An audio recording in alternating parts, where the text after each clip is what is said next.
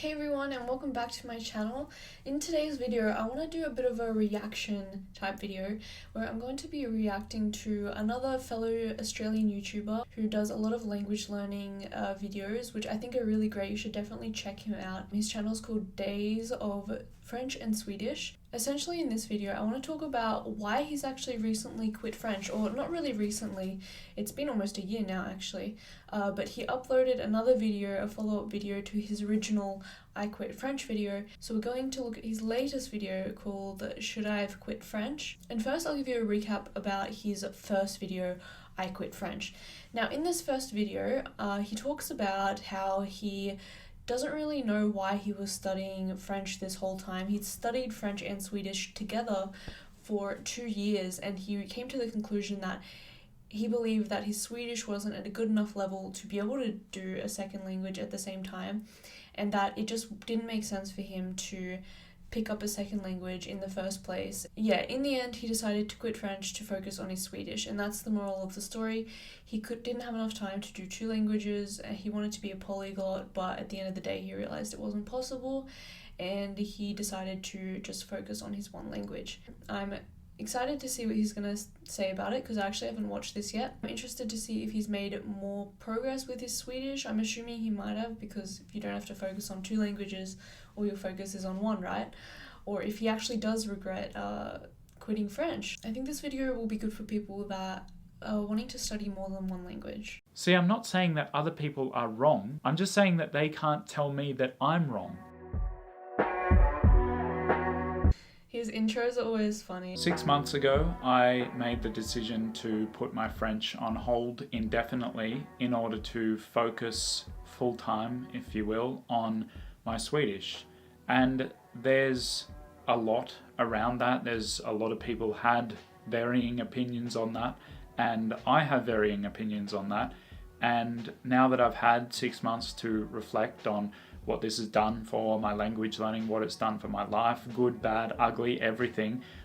I know this is completely off topic, but I feel like the scene he sets in his videos, he could totally do like true crime videos. I'm going to talk about that to you. The next bit's going to be in Swedish, so turn the subtitles on. Now I'm going to do it in one take to try to give you an idea of what my Swedish is like these days. That's another thing actually. Any type of video where it comes to language learning, you have to remember that they're probably most definitely scripted. Like for example, like Ikenna's videos and Nathan, what's his name, I don't remember. If you watch something and it's like, oh, I learned a language in a week or a month, and then you watch a scripted video of them speaking that language, don't take that word for word as what level they are, if that makes sense. Now the whole video isn't in Swedish because I honestly hate doing subtitles for whole videos. It just takes forever. I agree, subtitles suck.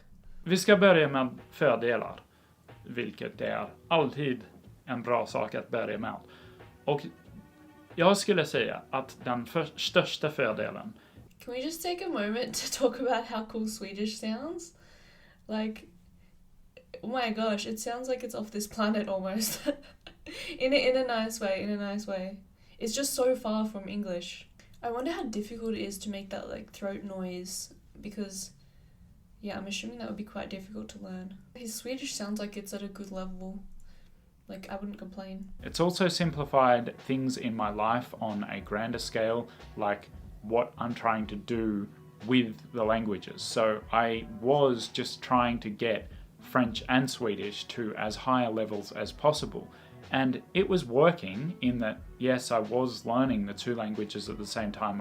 I was becoming better at both of them. For me, I realized that it was only possible to reach the kind of heights that I'm looking to reach in Swedish by only... I think the only issue about that is he's saying that he can only focus on French one day. But I think no matter how far in the future it is, you will always at some point have to be studying both languages. For example, my boyfriend, his English is like almost, his English is fluent now, but if he went a couple of months without speaking English, he would really struggle. So I think there'll never be a point where it's just studying one or the other. I think there'll always be some point of compromisation. Only focusing on Swedish, and the same would go for French. If I wanted to get my French to a really high level, which I do one day, I would need to only be focusing. I don't know why he actually chose French as the second choice, but I do think it's good that he chose two very different languages, because I have heard that if you choose two languages that are quite similar, you can mess up really easily or mix in the vocabulary. For example, I know tomato in French and Spanish, it's the same word, but one is masculine and one is feminine in either language. So if you're studying both at the same time, it can kind of mess you up. But these two languages are super, super different. So I wonder if that actually helps. For example, talking to my son, my 4-month-old, I had been... Definitely sounds like that he let maybe some outside things influence him on his language learning selection, and then he realized that he just needs to focus on one language, which is extremely realistic. And I think that it can be quite difficult, especially in the language learning space on YouTube and whatnot.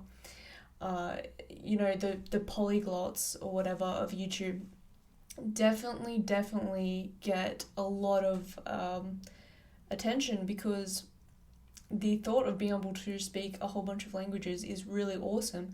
But the reality of it, the more languages you're studying, the way longer it will take for you to ever actually reach a decent level in any of those languages. So that's one thing to consider when you're thinking about studying out multiple languages.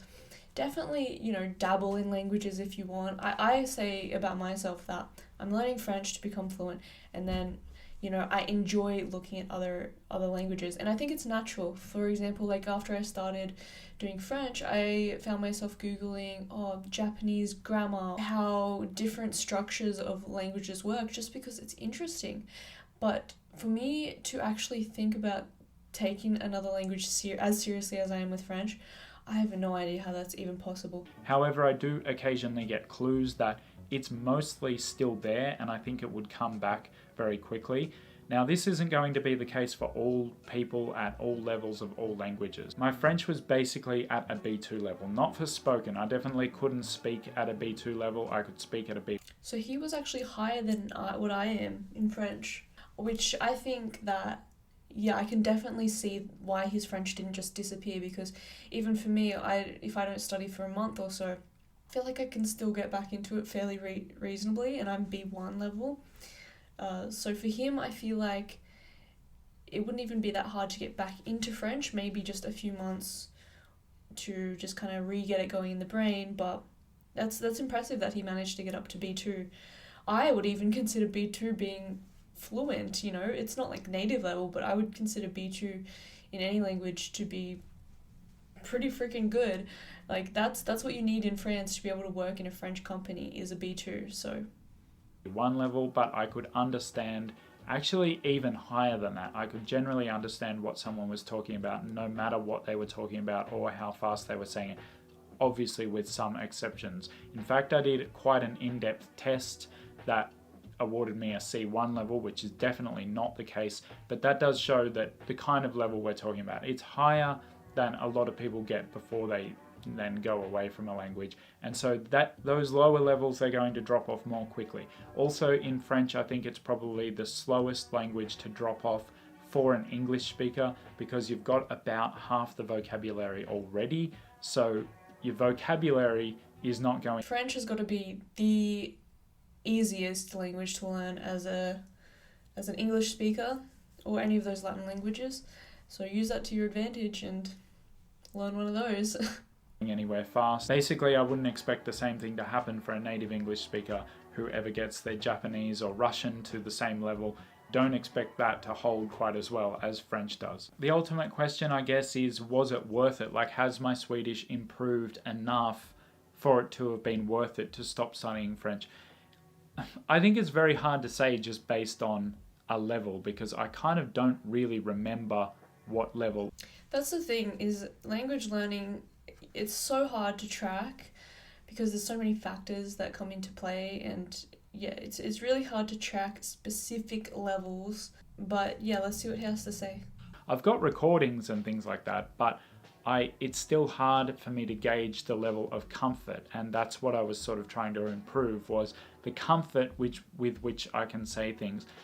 It's definitely improved. Whether it's improved as much as I hoped it would, well, yes, actually, I think it's improved more. Okay, overall, really interesting video, and I guess the general conclusions and I guess my takeaway is that it definitely, obviously, doing one language at a time is going to make you improve faster in that language. I feel like this is the general consensus overall, and I feel like this is, the outcome that we were expecting. But it kind of all depends what level that you think is fluent.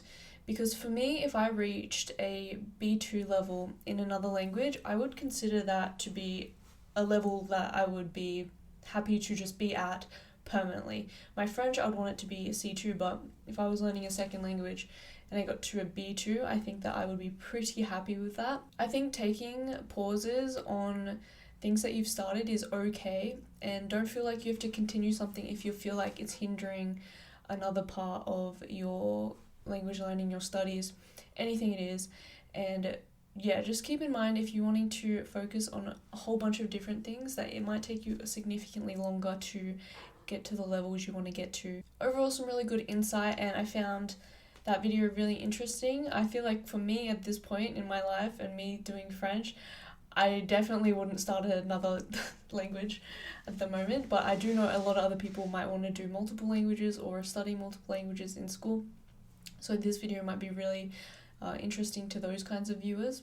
All in all, check out his channel. He's got some really cool content, and I think it's really, really interesting to see another Australian trying to learn a language, because Australia in particular, we are so far from everything that it isn't that common to be learning a second language, really, even though we're such a multicultural country. Like, comment, and subscribe if you like my language learning content, and I'll see you in the next one.